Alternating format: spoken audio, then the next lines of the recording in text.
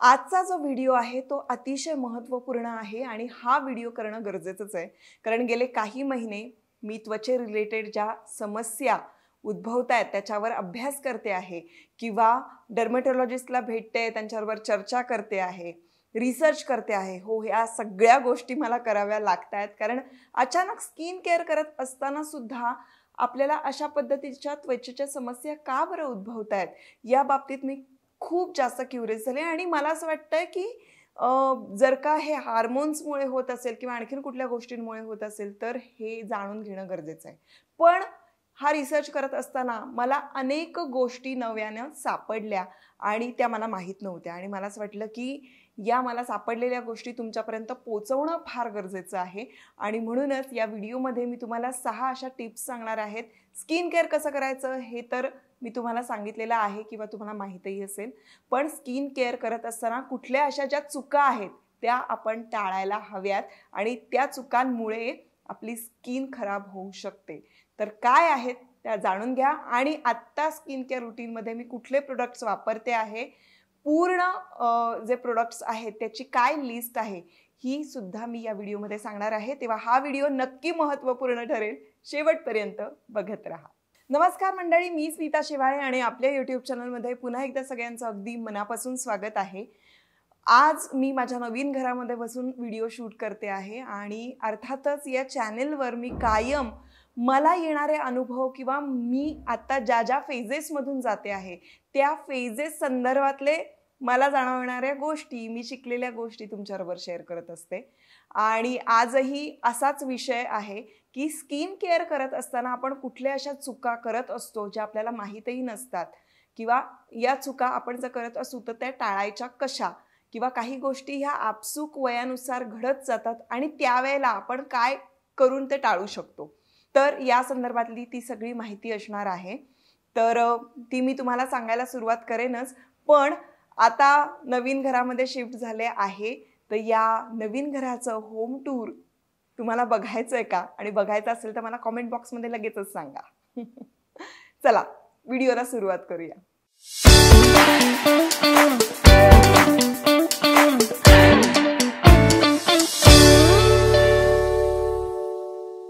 Number 1 मुद्दा ते म्हणजे चुकीच्या ऑर्डरमध्ये आपण प्रोडक्ट यूज करतो.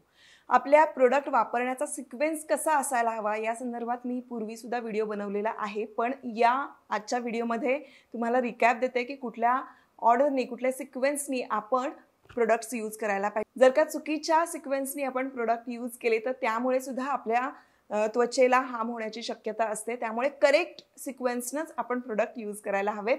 सगळ्यात आधी क्लिन्झिंग करायला हवं. क्लिन्झिंग करताना तुमच्याकडे जर क्लिन्झर असेल तर त्यांनी करू शकता किंवा मग फेस वॉशनी डबल फेस वॉश करू शकता. म्हणजे डबल चेहरा क्लीन करायचा असं जे म्हणतात ना, की 2-2 वेळेला, एकदा तुम्ही फेस वॉशनी पण करा आणि हवं तर क्लिन्झरनी पण करा, कारण चेहऱ्यावर खूप डस्ट असते. तर असं करू शकता. मी आत्ता जे फेस वॉश वापरते आहे ते बायोक्यूलचं फेस वॉश आहे आणि हे व्हायटॅमिन सी आणि आर्बटिन एचे असं यामध्ये आहे. त्यानंतर एव्हरग्लो रेडियन्स फेस वॉश आहे. ककाडू प्लम आणि शुगर केन यासारख्या नैसर्गिक घटकांपासून याचं व्हायटॅमिन सी म्हणजे काही घटक आहेत ते एक्स्ट्रॅक्ट केलेले आहेत आणि म्हणून हे खूप ऑर्गॅनिक आहे आणि हे गेले 1.5 महिना झालं मी वापरते. मागच्या व्हिडिओमध्ये सुद्धा मी वापरून झाल्यानंतर तुम्हाला सांगितलं होतं. तर हे सध्याचं माझं आवडतं असं बायोक्यूलचं एव्हरग्लो रेडियन्स फेस वॉश आहे, ज्याच्यामुळे चेहरा ब्राईट व्हायला मदत होते, चेहरा ग्लो व्हायला मदत होते. त्यानंतर हे ऑल स्किन टाईपसाठी आहे, म्हणजे तुम्ही सुद्धा वापरू शकता, अगदीच वापरू शकता. आपल्या चेहऱ्यावर जे स्किन सेल्स असतात ते इम्प्रूव्ह होण्यासाठी हा फेस वॉश फायदेशीर ठरू शकतो. त्यानंतर मेलॅनिनचं प्रमाण जे आहे ते कमी करण्यासाठी या फेस वॉशचा वापर होतो आणि म्हणूनच आपला चेहरा खूप ब्राईट दिसायला लागतो, चेहरा ग्लो करायला लागतो, जो डलनेस आहे तो डलनेस निघून जातो. त्यानंतरची स्टेप आहे ते म्हणजे तुम्ही टोनर वापरायचं आहे. आता टोनर वापरताना कुठलं वापरायचं, तर सध्या मी बरेचसे टोनर वापरून बघितले, पण आत्ता स्किन खूप सेन्सिटिव्ह झाली आहे माझी, त्यामुळे मग मी सरळ गुलाब पाण्याचं जे आहे ते टोनर म्हणून वापर करते आणि ते अतिशय उत्तम. बरं, घरी बनवलेलं असेल तर खूप छान. घरी कसं बनवायचं हे तुम्हाला मी मागे एका व्हिडिओमध्ये सांगितलेलं आहे किंवा सरळ बाजारामध्ये जे मिळतं ते प्रोडक्ट आणून तुम्ही टोनर म्हणून वापरलं तरी चालेल. सो क्लिन्झर आणि फेस वॉश नंतर आपण काय करायचं आहे तर आपण टोनर लावायचं आहे आणि त्यानंतर काय करायचं आहे तर सीरम वापरायचं आहे. आता सीरम कुठलं वापरायचं? सीरम वेगवेगळ्या प्रकारचे असतात. सीरम कुठल्या स्किनसाठी वापरावं यासाठी सुद्धा व्हिडिओ बनवून झालेला आहे. व्हिटॅमिन सी आहेत किंवा मग आपल्याकडे हायलोरॉनिक ॲसिड आहे, नायासिनामाइड आहे. तर यामधले कुठले प्रोडक्ट्स तुम्ही वापरू शकता, कुठले तुमच्या स्किनसाठी बेस्ट आहेत यावर व्हिडिओ बनवलेला आहे. तो बघून तुम्ही ठरवू शकता किंवा सरळ डर्मॅटोलॉजिस्टला तुम्ही विचारून वापरू शकता. आत्ता सध्या मी बायोक्यूलचं हे जे अर्बटिन आणि व्हिटॅमिन सी घटक असलेलं हे जे सीरम आहे स्पॉटलेस सीरम हे मी वापरते आहे. हे डार्क स्पॉट्स आणि हायपर पिगमेंटेशन कंट्रोलमध्ये आणण्यासाठी मदत करतं. आता माझ्या चेहऱ्यावर जे डार्क स्पॉट्स आहेत किंवा पिगमेंटेशन थोडंसं वाटतं आहे मला, तर त्याच्यासाठी हे खूप उत्तम आहे आणि बऱ्यापैकी फरक पडला आहे. बरं, हे आणखीन ऑल स्किन टाईपसाठी आहे, त्यामुळे तुम्ही सगळेजण हे वापरू शकता आणि नॅचरल गोष्टींमधून एक्स्ट्रॅक्ट केलेले असे सगळे व्हिटॅमिन सी आणि त्यामध्ये असलेले अर्बिटिन वगैरे या गोष्टी आहेत. मला असं वाटतं की असे नॅचरल प्रोडक्टमुळे आपल्या स्किनला काही हार्म होत नाही आणि म्हणून मला तरी असं वाटतं की हे बेस्ट आहे. बायोक्यूलचं हे स्पॉटलेस सिरम जे आहे ते तुम्ही वापरून नक्कीच बघू शकता. त्यानंतर या प्रोडक्टचं टेक्स्चर जे आहे ते नॉन स्टिकी जेल आहे, त्याच्यामुळे तुमच्या चेहऱ्यावर अप्लाय केल्यानंतर असं खूप स्टिकीनेस तुम्हाला वाटणार नाही, खूप हलकं हलकं फील होईल. त्यामुळे तुम्ही हे सकाळी AM आणि PM दोन्हीमध्ये ॲड करू शकता आणि इवन फेस वॉशसुद्धा तुम्ही दोन्ही वेळेला वापरू शकता. त्यानंतर आपल्याला काय वापरायचं असतं ते म्हणजे मॉइश्चरायझर. मॉइश्चरायझर वापरायला विसरायचं नाही. मॉइश्चरायझर हे मस्ट आहे आणि मी आता सध्या क्युअर स्किनचं बेरियर रिस्ट्रक्टर जे क्रीम आहे जे खूप नरिशिंग आहे ते मी वापरते आहे. मागे मी तुम्हाला सांगितलं होतं क्युअर स्किन नावाचं जे ॲप आहे त्याच्यावरून मी हे मागवलं होतं. तिकडे मी डर्मॅटोलॉजिस्टला दाखवलं होतं की माझा चेहरा कसा झालेला आहे आणि त्या संदर्भात त्यांनी तिकडे एक्सपर्ट्स जे असतात ते अभ्यास करतात आणि मग आपल्याला त्याच्यावर औषधं देतात किंवा मग त्याच्यावर आपल्याला क्रीम देतात. तर हे क्रीम बेस्ट आहे. मी सध्या हे मॉइश्चरायझर म्हणून वापरते आहे. आणि त्यानंतर सनस्क्रीन लोशन हे सुद्धा क्युअर स्किनचं जे मिनरल सनस्क्रीन जेल आहे हे वापरते. हे पण खूप छान आहे, म्हणजे हे लावल्यानंतर पूर्ण चेहऱ्याचा प्रोटेक्ट होतो. तर हे माझे प्रोडक्ट्स आहेत. म्हणजे सगळ्यात आधी आपण क्लिन्झिंग केलं, त्याच्यानंतर टोनर वापरलं, टोनर नंतर एखादा जे आपला कुठला सीरम असेल ते सीरम वापरायचं आहे, मॉइश्चरायझर लावायचं आहे आणि सनस्क्रीन लोशन लावायचं आहे. तर या सिक्वेन्सनं आपण प्रोडक्ट वापरणं गरजेचं असतं. नंबर 2 मुद्दा ते म्हणजे ओव्हर एक्सफोलिएट करायचं नाही. आपल्या चेहऱ्याला सतत स्क्रबिंग करायचं नाही. काही फेस वॉश किंवा काही फेस पॅक त्याच्यामध्ये ना जे ग्रॅन्युअल्स असतात त्यामुळे आपली स्किन स्क्रब होत असते. तर अशा पद्धतीचे फेस वॉश म्हणजे ज्याच्यामध्ये थोडंसं असं खडबडीत असं असतात ना तर ते वापरायचं नाही आणि तशा पद्धतीचे फेस पॅकसुद्धा रेग्युलरली वापरायचे नाहीत, म्हणजे अजिबात नाही. त्यामुळे आपल्या स्किनला हार्म होण्याची शक्यता असते. उटणं वापरू शकता. अगदी ते फाईन असं दळलेलं जे उटणं असतं, अगदी फाईन पावडर असते ते वापरू शकता. पण तुम्ही जर कशी सरभरीत असं म्हणतात ना त्याचे ग्रॅन्युअल्स आपल्याला लागतील असे जे स्क्रब असतात जे आपण प्रॉपर स्क्रबिंगसाठी वापरतो ते रोज वापरायचे नाहीत. त्यानंतर केमिकल एक्सफोलिएशन जे असतं ते सुद्धा आपण आठवड्यातून एकदा किंवा 10 दिवसातून एकदा करायचं असतं. ते अगदी 2 दिवसाआड 3 दिवसाआड वगैरे करू नका, त्यामुळे सुद्धा आपली स्किन खराब होण्याची शक्यता असते. नंबर 3 मुद्दा ते म्हणजे हाय ग्लायसेमिक इंडेक्स फूड, त्यानंतर हाय शुगर असलेले फूड किंवा अनहेल्दी फॅट्स असलेले फूड आपल्याला टाळायचे आहेत. आता GI फूडमध्ये काय येतं तर ब्रेड, त्याच्यानंतर जे पॅक्ड फूड असतात, चिप्स असतात किंवा कुठलेही आपण रेडी टू कुकवाल्या ज्या गोष्टी असतात त्या सगळ्या टाळायच्या. कुकीज, बिस्किट्स, त्यानंतर केक ज्यामध्ये खूप जास्त शुगर आहे आणि पॅक्ड आहेत असे पदार्थ चक्क आपण टाळायचे. जर स्किन रिलेटेड काही समस्या आता उद्भवत असतील तर याचं सेवन करणं पूर्णतः आपल्याला टाळायचं आहे. तेलकट पदार्थ खायचे नाहीत. या गोष्टी टाळणं गरजेच्या आहेत. त्यामुळे या गोष्टी लक्षात ठेवा की कुठलंही बाहेर भूक लागल्यानंतर एखादं आपण म्हणतो ना काहीतरी पॅक्ड घेतो आणि मग ते आपण सुरू करतो खायला, तर त्यावेळेला डोक्यात ठेवायचं आपली स्किन खराब झालेली आहे सध्या आणि आपल्याला स्किन चांगली हवी असेल तर आपण हे अशा पद्धतीचे प्रोडक्ट GI इंडेक्स फूड आपण म्हणतो त्याला, ते फूड आपण अक्षरशः अवॉइड करायचे आहेत. तर मग त्याच्याऐवजी काय खायचं, तर अर्थातच घरचं अन्न जे आहे त्याचं सेवन करायचं आहे. जास्तीत जास्त पालेभाज्या खायच्या, जास्तीत जास्त सलाड खायचं, खूप पाणी प्यायचं. पाण्यामध्ये सब्जा घालून जर का आपण प्यायलो तरीसुद्धा आपल्या स्किनला खूप फायदा होतो.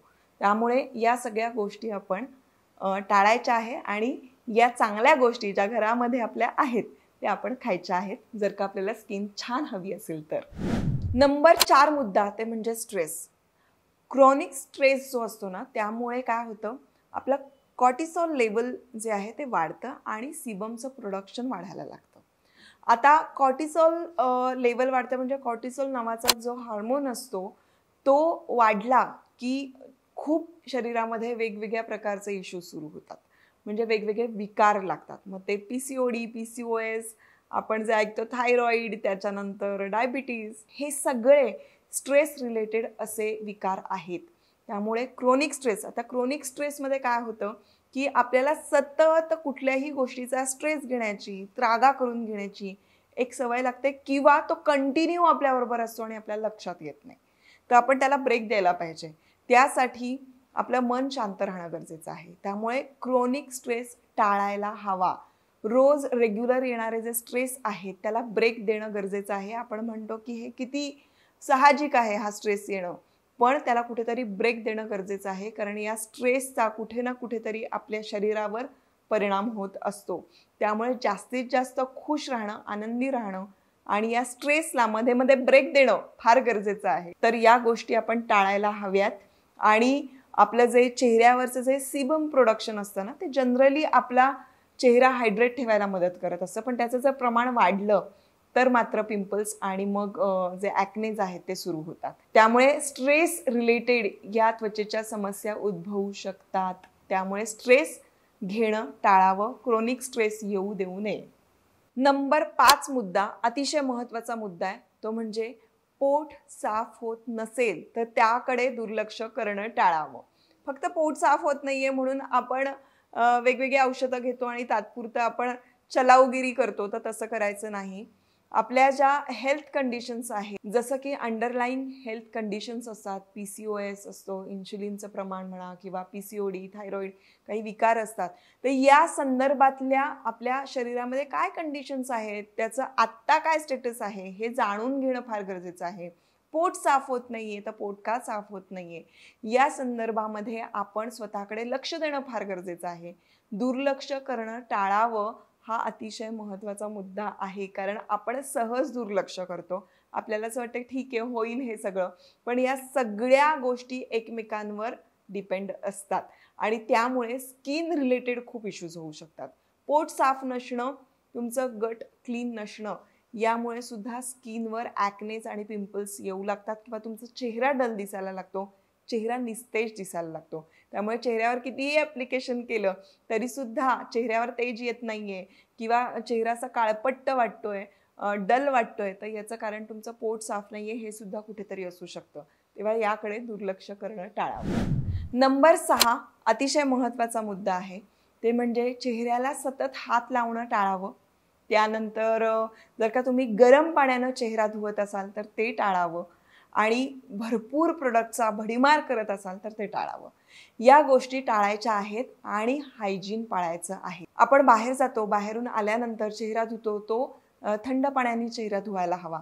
नंतर रात्री झोपताना जे पिलो आपण वापरतो, तो पिलो कवर आपण जनरली एक 7-8 दिवसांनी चेंज करत असतो, पण तसं न करता खरं सांगायला गेलं तर रोज रात्री तुम्ही एखादं त्याच्यावर छानपैकी स्वच्छ टॉवेल किंवा स्वच्छ ओढणी घाला आणि मग त्यावर झोपा. कारण आपण या साईडला जेव्हा झोपतो तर बरेच आपले जे केस असतात किंवा ते जर पिलोवर काही डस्ट असेल तर ती आपल्या चेहऱ्याला लागू शकते आणि अशा पद्धतीनं हायजीन पाळणं गरजेचं आहे. चेहऱ्याला सतत हात लावणं टाळायचं आहे. आपल्या केसांना तेल लावलेलं असतं किंवा केसांमध्ये खूप डस्ट असते, तर ते केस झोपताना पुढे येतात, त्यामुळे सुद्धा ॲक्नेज आणि पिंपलचे इश्यूज होतात. हे अगदी छोट्या छोट्या गोष्टी आहेत, पण त्या आपण टाळायला हव्यात. हे सांगणं माझं काम आहे. तुम्ही जितक्या गोष्टी फॉलो कराल तितक्या कमी असतात. बऱ्याचदा आपल्याला या छोट्या छोट्या गोष्टींमुळे आपल्या स्किन रिलेटेड समस्या जाणवतात का हे माहीतही नसतं. त्या गोष्टी बदलल्यानंतर कदाचित तुमची स्किन इम्प्रूव्ह व्हायला लागेल. हायजीन पाळणं हे गरजेचं आहे. पेंडेमिकमध्ये आपण सतत हँड वॉश करणं किंवा मग सॅनिटायझर वापरणं या गोष्टी करायचो, त्या गोष्टी अजूनही करायला हव्या आहेत. हात धुणं फार गरजेचं आहे आणि हायजीन पाळणं फार गरजेचं आहे. बाहेरचे जे तेलकट पदार्थ असतात ते खाणं टाळावं. ज्या आता टीनएजरमधल्या मुली असतील किंवा ज्या काकू मावशी आणि आई ऐकत असतील त्यांनी टीनएजर मुलींना हा व्हिडिओ नक्की दाखवावा, कारण या मुलींसाठी या अतिशय महत्त्वाच्या अशा टिप्स आहेत. बेसिक आहेत, पण यामुळे त्यांच्या स्किनवरचे ॲक्ने आणि पिंपल्स येणं बंद होऊ शकतं. तर त्यांना हा व्हिडिओ शेअर करा आणि आजचा व्हिडिओ जर का तुम्हाला महत्त्वपूर्ण वाटला असेल तर मला कमेंट बॉक्समध्ये नेहमीप्रमाणे नक्की सांगा आणि होम टूर हवंय की नकोय ते सुद्धा सांगा. भेटूया आता पुढच्या व्हिडिओमध्ये.